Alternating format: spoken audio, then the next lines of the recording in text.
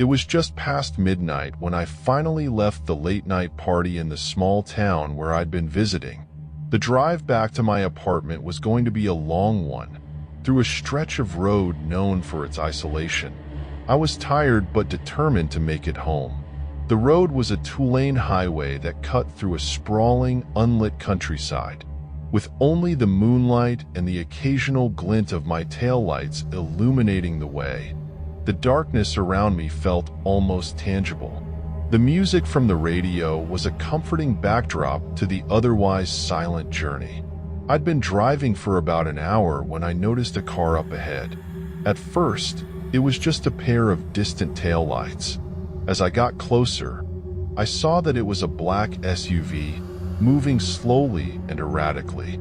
I was prepared to pass it, but as I drew nearer, the SUV suddenly sped up and moved into my lane. I slammed on my brakes, narrowly avoiding a collision. The SUV swerved back into its lane and continued at a dangerous speed. I watched in my rearview mirror as it slowed down, waiting for me to catch up. My heart pounded in my chest, and a cold sweat broke out on my forehead. I tried to calm myself and decided to pull over at a small rest area that I knew was just up ahead. It was a secluded spot with only a single picnic table and a few trees, offering minimal protection. I hoped to regroup and figure out my next move. When I arrived, I parked under the dim light of a single, flickering bulb. The SUV pulled in right behind me, its taillights glaring through my rearview mirror. I couldn't see the driver, but I knew they were close. I turned off my engine and sat in the dark, trying to stay as still and quiet as possible. The SUV's engine shut off, and for a few moments, there was only silence. I could see the faint silhouette of the vehicle in the dark. My phone had no signal, so I was completely cut off from help.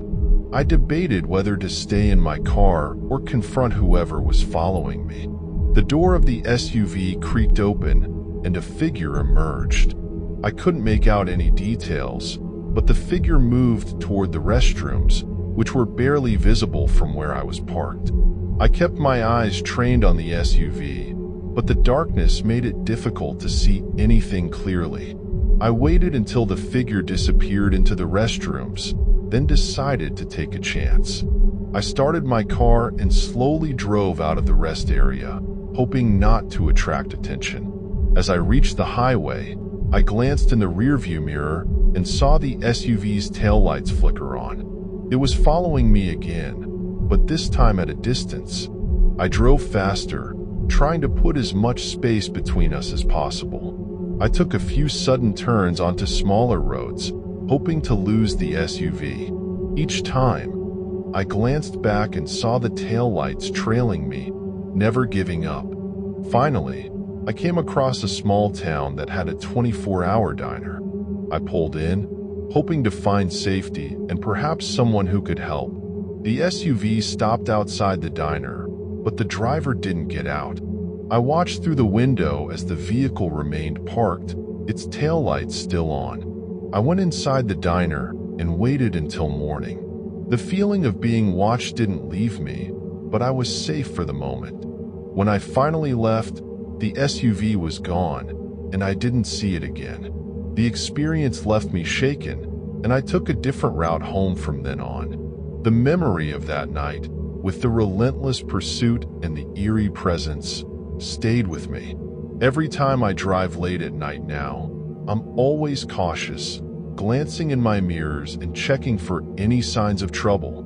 The empty road and the dark SUV became a reminder of how vulnerable we can feel in the vast, lonely stretches of the night. It was late, past midnight, to be exact. The moon was high and full, casting an eerie light on the empty road. I was heading back from a weekend getaway in the mountains, and the drive home seemed to stretch on forever. The only sound was the steady hum of the engine and the occasional rustle of wind through the trees. My car's headlights barely cut through the dense, encroaching darkness of the forest on either side of the road. I had been driving for hours and was getting tired, but I didn't want to stop for the night. The road was deserted, with no signs of other cars or any kind of civilization. I started to nod off a few times, but a quick slap to my face kept me awake. I knew I had to stay alert. After all, I was miles away from the nearest town, with no cell service. As I drove, I noticed something strange. Every now and then, a pair of headlights would appear in my rearview mirror, just for a moment, then disappear. I tried to shake it off as my imagination or maybe a car from the highway I had left behind. But it kept happening, brief flashes of light, then nothing. I glanced in my side mirror but saw nothing unusual. I pulled over to the side of the road to take a break and stretch my legs. The forest around me seemed even darker now, and a sense of unease crept in. The shadows in the woods seemed to be moving, and I felt a chill run down my spine. I got back into the car, hoping that whatever it was would pass, and continued driving. The occasional headlights continued to appear and vanish, always behind me. About an hour later, I saw them again, this time more persistently. The headlights were bright and close, almost as if they were tailgating me. I tried to speed up, but the car behind me matched my speed.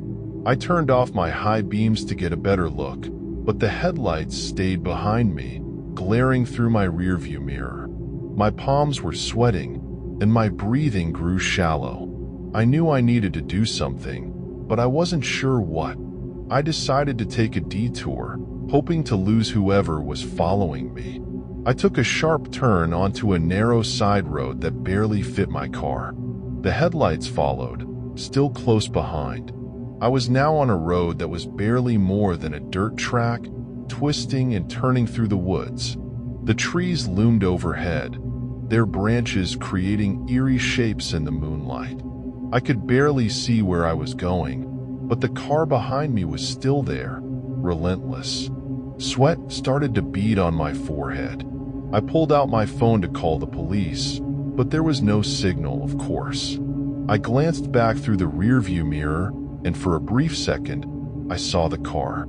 It was a dark, nondescript sedan with tinted windows, and the headlights were so bright they seemed almost blinding. The car was dangerously close, and I could see its outline more clearly now.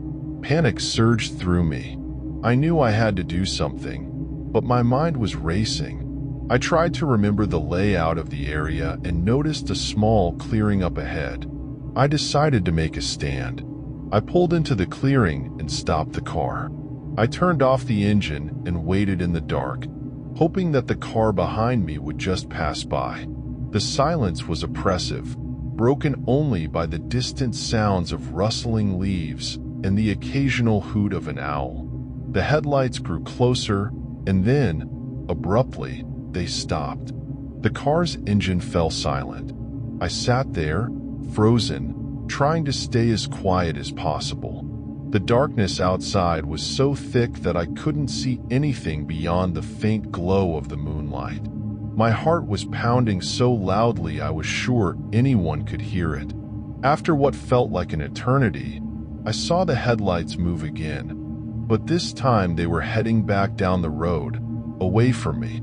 I waited for a few more minutes before starting my car and cautiously driving back onto the road.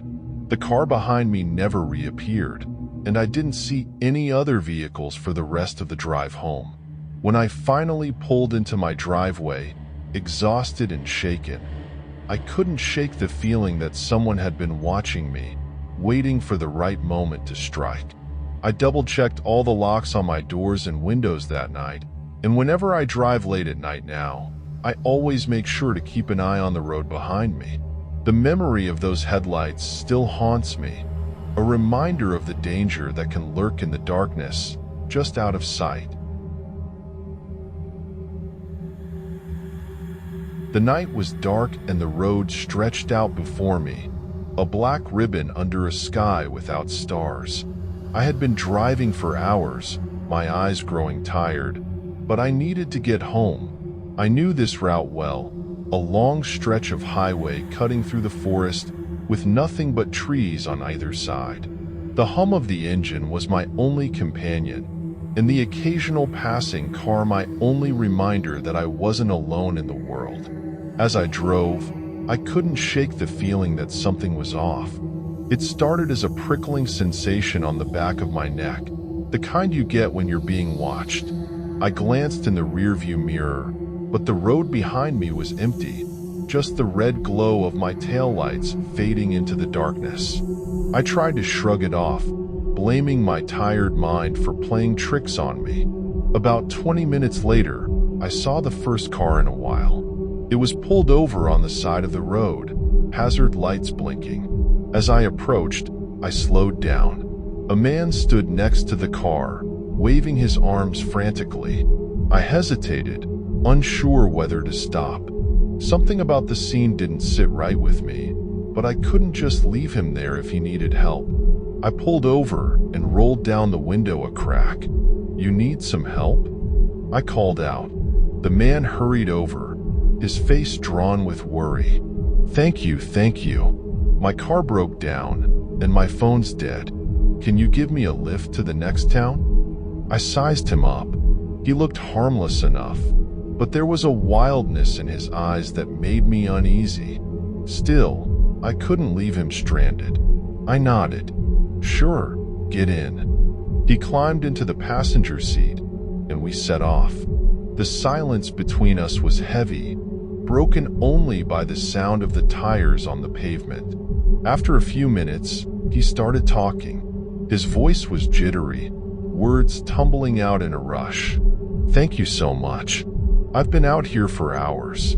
I was starting to think no one would come by. You don't know what it's like out here, alone in the dark. It messes with your head." I nodded, keeping my eyes on the road. "Where are you headed?" "Just the next town. I can call for help from there." We fell silent again.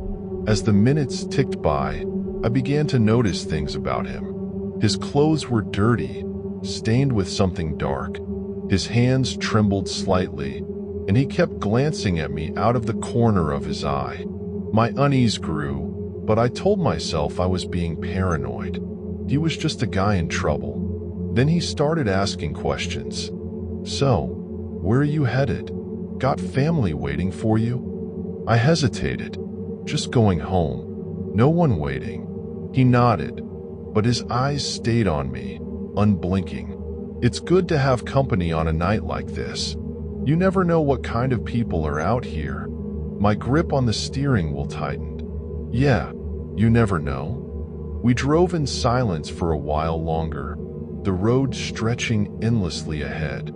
Then, without warning, he reached over and grabbed the wheel, jerking it to the side. The car swerved wildly, and I fought to keep control. "What the hell are you doing?" I shouted. He didn't answer, just stared at me with those wild eyes. I managed to wrestle the car back onto the road, my heart pounding. I had to get him out of the car. "Now, I think we're close to town," I lied. "You can get out here and walk the rest of the way." He didn't respond, just kept staring. I pulled over, my mind racing. As soon as the car stopped, he lunged at me. I was ready, though, and slammed my elbow into his face. He recoiled, and I shoved the door open, scrambling out of the car. I ran to the other side and yanked his door open. "Get out!" I shouted. He stumbled out, clutching his nose, blood streaming down his face. I jumped back into the car and slammed the door, locking it. As I sped off, I saw him in the rearview mirror, standing in the middle of the road, watching me with those wild eyes. I didn't stop until I reached the next town. My hands were still shaking as I parked and found a payphone to call the police. When they arrived, I told them what happened. They took my statement and promised to look for him, but I never heard anything more. To this day, I don't know who that man was or what he wanted. But every time I drive that stretch of highway, I can't help but glance into the darkness, wondering if he's still out there, waiting for the next car to come along.